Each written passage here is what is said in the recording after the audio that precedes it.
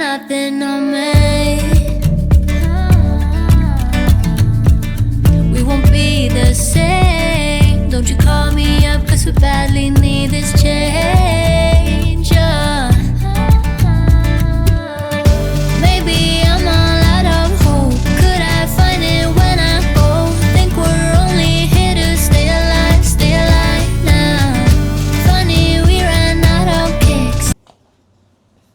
Ayan, hello guys, good morning to everybody. Isang nakakalokang morning to everyone.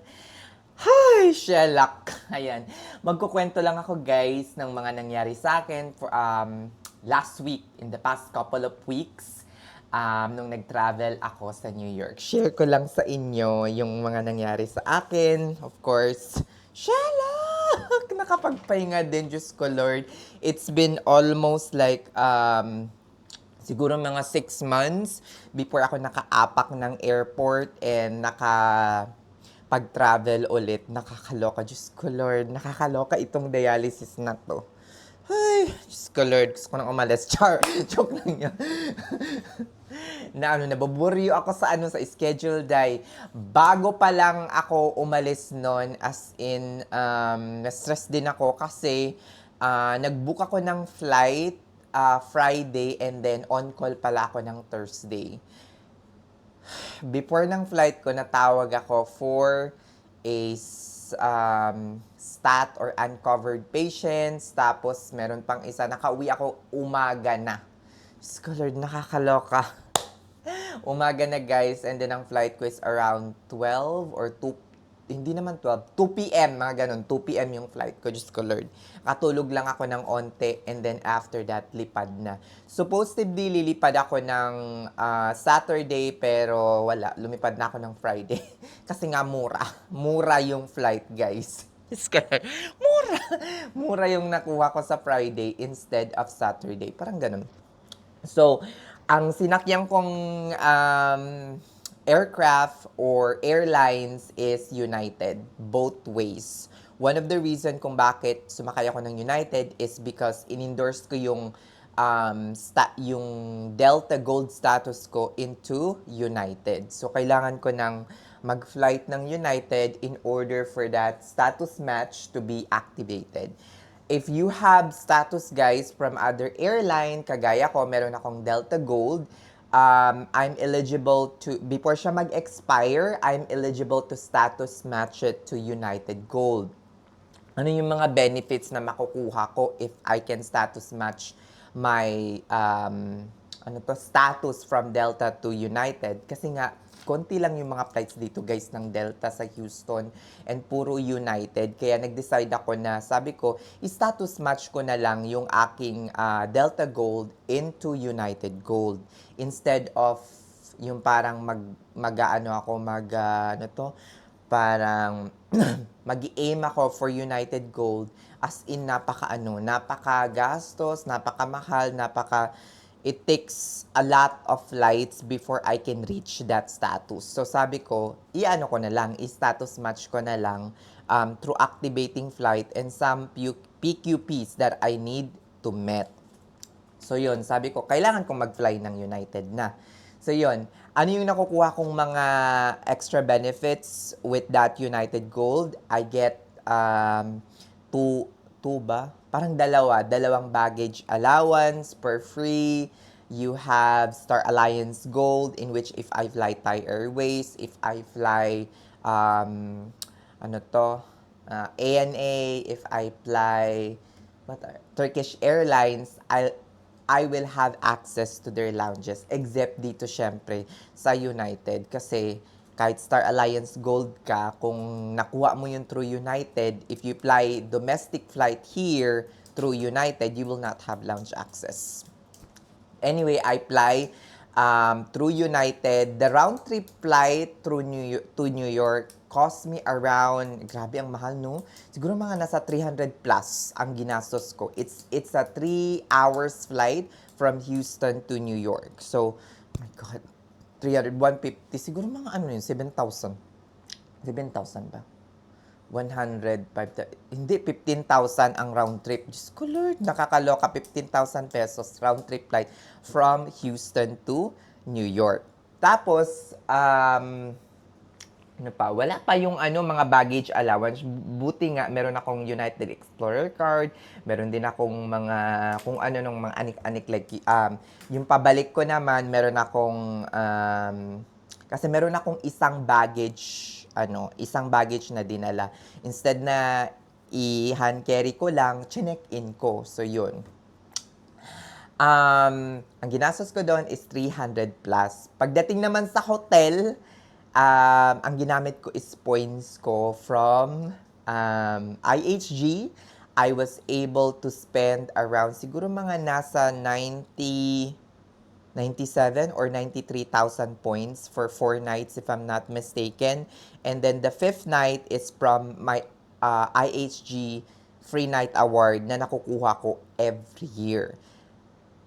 Naubusan ba ako ng points dun sa nakuha kong sign-in bonus 2 years ago? Definitely, naubos na yun guys. Wala na. Ubos na yun.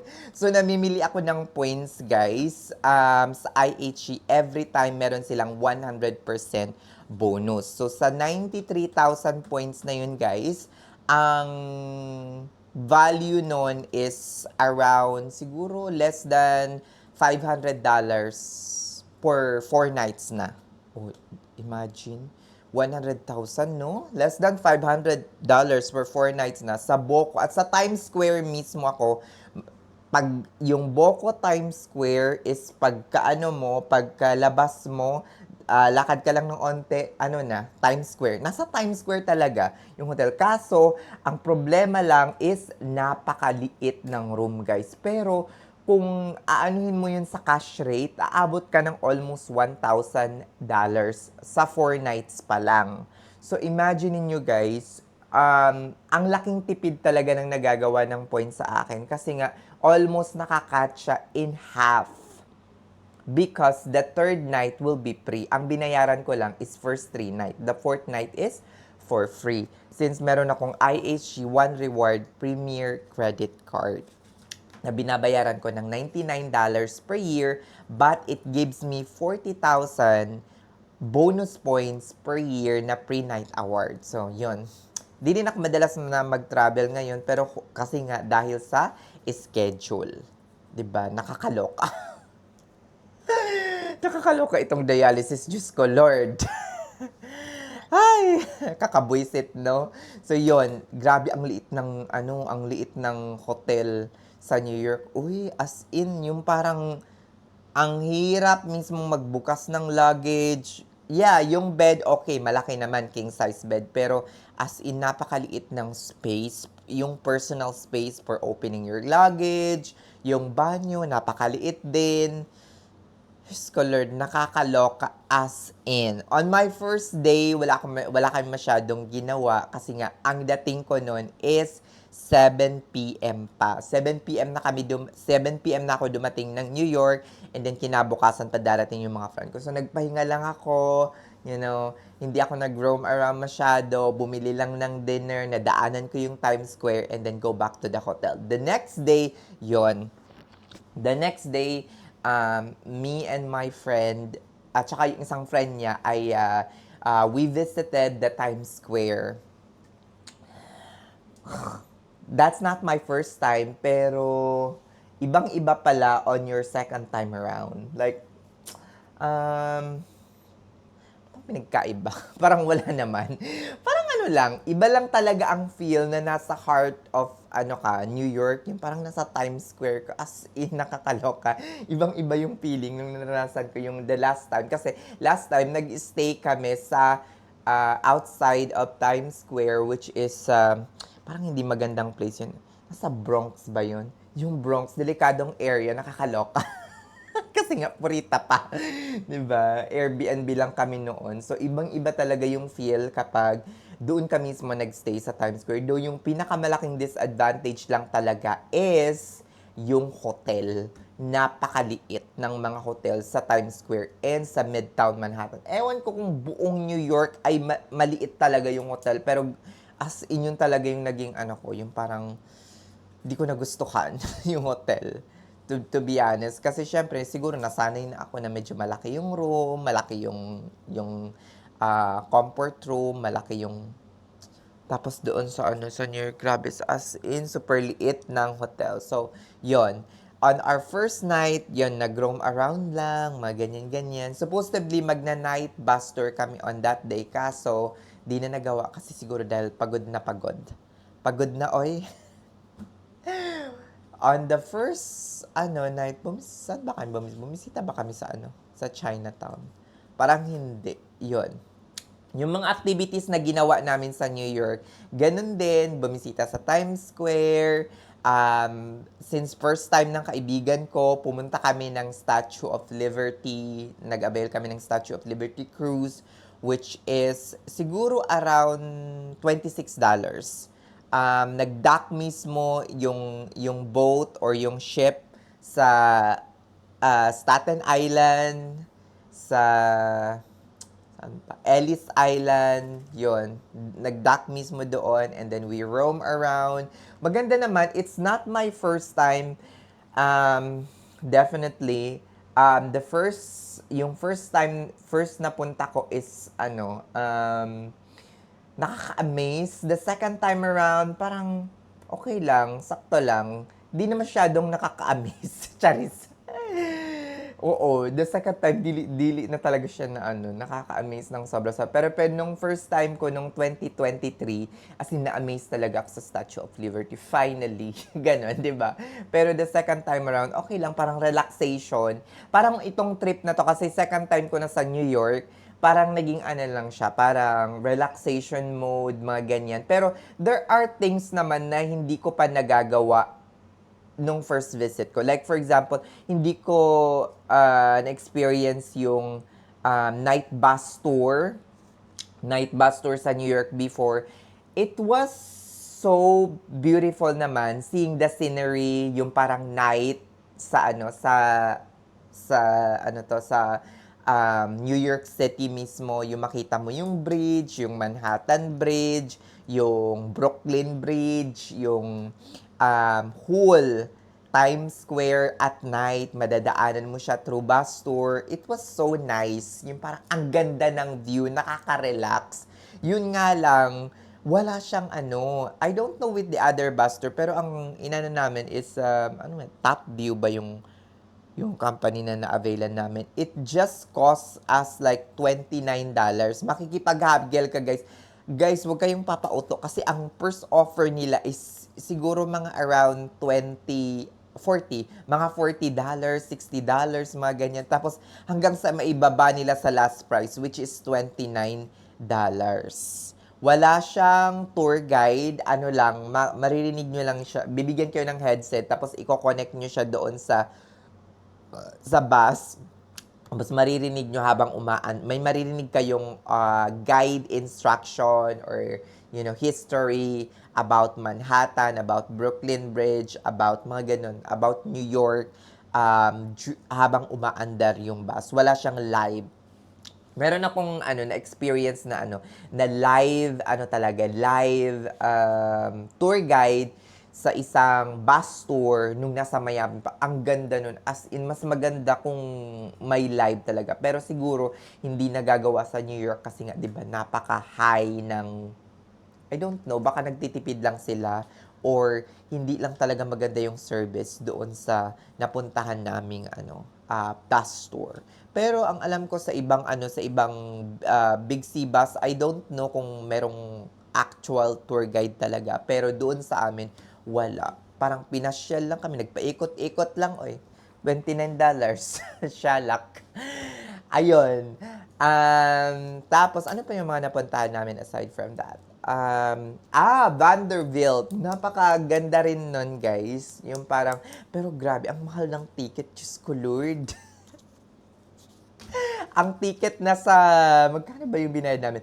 $50? Or $44, mga ganon.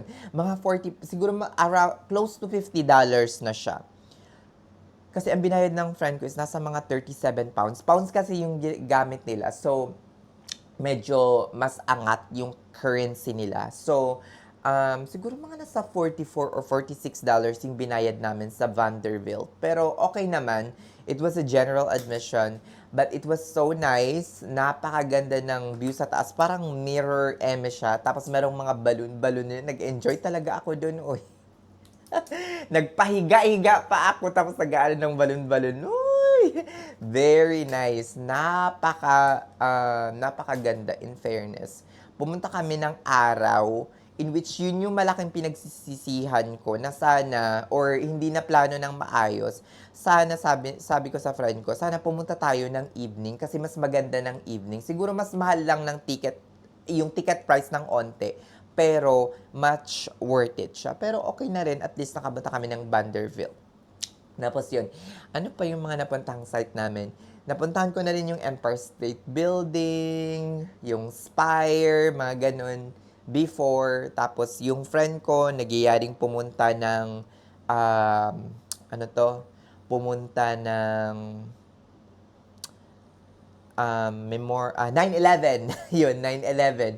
Pumunta ng 9/11, mga ganun. Napakaganda rin ng, it's very solemn. Lahat ng tao nagpipray. Siguro pinagpipray nila or yung mga taong namatay, nakasulat doon yung mga name, mga ganyan. Parang may fall siya or something doon.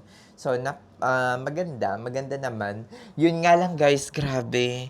In terms of pagkain, naloka ako, Diyos ko Lord, for me napakamahal ng New York in terms of pagkain. Grabe, Diyos ko Lord, nakakapamulubi.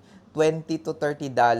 Siguro parang ganito rin. Parang ganun din ata sa Houston. Pero mas mahal lang ng onti sa New York, guys. As in, nakakaloka. Fast food pa lang, $20 to $30 dahil para makakain ka. Jollibee or something. Nag-Jollibee kami, as in, na-miss ko. Halos siguro 3 times or 4 times kami nag-Jollibee. Nakakaloka, as in. Nakailang chicken joy ako doon, day. Yung chicken joy na kinakain, yung nauubos. Di naman yung hindi nauubos, Diyos ko Lord. Ayun, nakailang kami mag-Jollibee. Natikman din namin yung hotdog sa New York, hotdog stand. Tsaka yung, anong tawag na to? Maraming nagtitinda ng mga stall. Pero, guys, mahal din. Yung isang hotdog, tsaka isang stick ng barbecue. Isang hotdog, tsaka isang stick ng ano ba to? Kebab! Kebab. Yung kebab na, chicken kebab na yun. Bish, it cost him like $27 or $30 pa rin. Sabi ko, dapat nag-Jollibee na lang tayo, oy, kesa dito, nakakaloka. Lord. Tapos, kami, since meron akong dining credit sa Chase, di ba, meron akong dining credit, nag-book ako ng restaurant na lunch. Nag-lunch kami sa isang okay na restaurant. Masarap naman. Kasi Diyos ko Lord, parang crowded pa rin. Sa Momofuku. Momofuku noodle bar. Parang ganun. Momofuku noodle bar. Malapit yon sa Memorial Park. Malapit sa Memorial Park. Doon kami nag-lunch. Diyos ko Lord, nagulat ako sa bill. $142, nakakaloka. Wala pa kasama yung tip doon, ha? Yung tip is nasa 18 or 20%. Pinakamababa atang binigay ko, 18%, mga ganun. Pero Diyos ko Lord, we end up paying $168 for one lunch. Ang sarap ng ramen, ang sarap ng steak, ang sarap din ng chicken. Kalimutan ko na kung ano yun. Basta para siyang fried chicken, tapos meron siyang mga gulay-gulay sa baba, sa pinaka-bottom. Yun, ang sarap. Tapos, ang sarap din ng ng drinks nila. Yun nga lang, after nun, natai ako, Diyos ko Lord. Kasi nga, yung, alam mo yung pineapple ba? Pineapple. Wala namang pineapple. Tapos, meron siyang maanghang. Kaya afternoon, guys, ako, hindi ko talaga napigilan, besh. Natai talaga ako as in. Sherlock! Nagbanyo talaga ako after. So, ang total bill namin is around $168 for that specific lunch. Pero, na siya? Meron akong dine-in credit na $150 from Chase Sapphire Reserve na ginamit ko. So, when nung na-post na yung transaction dito, nung pagkabalik ko, bago lang, so yung mga 2 days ago, it was already credited and ang binayaran ko lang is around $18, mga ganyan. So, $150 na ano na yun sa aking Chase Sapphire Reserve. Ginagamit ko lahat halos ng mga credit kasi soon, baka i-discontinue ko na siya. O, di ba? Tapos nag-ano rin ako, nagamit ko rin yung benefits ng aking Chase Sapphire Reserve. Nung pabalik na ako dito, when I take my flight from LaGuardia to Houston, na nagpunta ako ng Chase Sapphire Lounge. Diyos ko Lord, it is worth it because halos lahat ng food ay masasarap. Lalo na yung corn soup ba yun? Oh my God, nakakaloka. Hindi ko rin nagustuhan yung mga ibang food. Okay lang, average lang, yung burger, ganun din, okay lang, Chase Sapphire Burger. Pero, yung corn soup, napakasarap talaga. Hindi siya worth it for me because marami ng may Chase Sapphire Reserve. So, you need to be on the wait list. Pagka-approach mo doon mismo sa entrance, if they will put you in the wait list, and then it will take you like 20 to 30 minutes before ka makapasok. 'Di ba? You can roam around while waiting because they will get your number. Once they're ready for you, they're gonna send you a text message that they're ready for you, and then you're gonna go back to the Chase Lounge. The Chase Lounge is so nice. But at some point, yung wait list ay ginagamit nila so that pagkapasok mo naman sa lounge is hindi siya overcrowding, hindi masyadong madaming tao. So they are doing crowd control. Yun nga lang, ang nakaka-disappoint lang is yung wait list. Pero okay na, kesa naman sa walang wait list, tapos papasok ka, hindi ka naman makakaupo kasi walang available seat for you. Kasi nga, more than the capacity of the lounge, yung tinatanggap ng lounge. So, okay na rin yun, di ba? Shalak! So, ano pa ba yung mga ginawa namin sa New York? Halos wala na. Pumunta rin kami ng Dumbo, yung parang madaming nagpapapicture doon madaming nagpapapicture sa ng mga Pilipino. Meron siyang background ng Manhattan Bridge, mga ganyan. So, pumunta kami doon. It was so nice din. And then, what else? Ano pa? Train. Diyos ko Lord, nakakaloka ang train.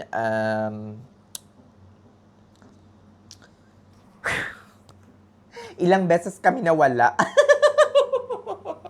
Nakaka-disappoint ang train ng New York. Napakaluma, napakadumi, napakabaho. As in, nakakaloka. Nagte-train lang kami because we don't have a choice. Cab is so expensive and traffic is terrible. Excessively terrible. So, the most convenient, most cheap, and most reliable form of transportation, if I were to ask, is train. It is $3 per ride, no matter how short or how long your train ride is. So, $3, maximum of 12 rides yung babayaran mo for the whole week. So, for example, you're gonna stay in New York for 7 days. You only have to pay for like 12 rides, like $36 maximum. Like 12 rides, $3, mga ganun, $36. So, 12 rides lang yung babayaran mo. Pag lumangpas ka ng 12 rides, your 13 rides up until the end of your 7 days will be free. So, free na. So, kung 8 days ka, syempre, magre-renew na naman yun. So, kung 7 days ka magsistay, $36 lang yung maximum na babayaran mo sa iyong subway rides, MTA, bus ride, lahat. 'Di ba? Lahat nun ay free na after your 12 rides. For as long as you use the same payment method. Like for example, you use the same card. Okay? Same card lang yung ginagamit mo every time you pay the subway. So, yung pang 13 rides mo ay free na covered within that whole week. 1 week hindi 1 month. So, yun. Ano pa? Sometimes, ako talaga ang subway. Diyos ko, Lord. Ang dami. May mga homeless din na nakakapasok, Diyos ko, Lord. Minsan may isa pang ano na pinapasok kami ng ano sa yung sa door without tapping. Tapos sinisingil kami ng $1. Sabi ko bumalik tayo, itap natin yung ano kasi nga wala kaming cash. Diyos ko Lord, nakakaloka. Yon. Pero hindi kasama doon yung air train, hindi kasama doon yung mga ganun-ganun. Hindi siya kasama yung air train from Jamaica Station ata papuntang JFK, mga ganun. So, yun lang yung mga nangyari sa akin. Breakfast-wise, okay lang, sakto lang. Di din siya masyadong maganda. Ano pa? Parang wala na. Yun lang yung mga nangyari sa akin sa New York. Napakaganda, nice place to visit yung New York. If you want relaxation, ganyan-ganyan with friends. Pero napaka-crowded. Pero napakasaya sa Times Square. Nakakaloka. Ang dami ring mga pa-event doon sa Times Square. Diyos ko Lord. Ang dami ring mga budol. Ang dami ring mga budol. At one point, meron doong mga nag-show, yung nag-jump, mga ganyan. Tapos, Diyos ko Lord, manghihingi ng pera or donasyon after or before pa nila gawin yung mga pag-jump. Diyos ko Lord, ang daming mga nabubudol doon sa Times Square. Nakakaloka. Pero, maganda bang magstay sa Times Square? Siguro maganda kasi nga very accessible ka kung nandoon ka sa Times Square. Pero if I were to go back with friends again in New York, I will stay outside of New York, which is yung far from the Times Square. Mas quiet. Quiet naman yung room ko. The whole stay ko sa Boco, maski napakalapit sa Times Square, is wala akong narinig na ingay. Ang ganda ng soundproof system nila. Soundproof talaga yung yung kwarto. As in, wala talaga akong narinig. Nakatulog ako ng maayos, ng sobra-sobra. Pumunta din pala kami sa, alam mo yung yung Met Gala something.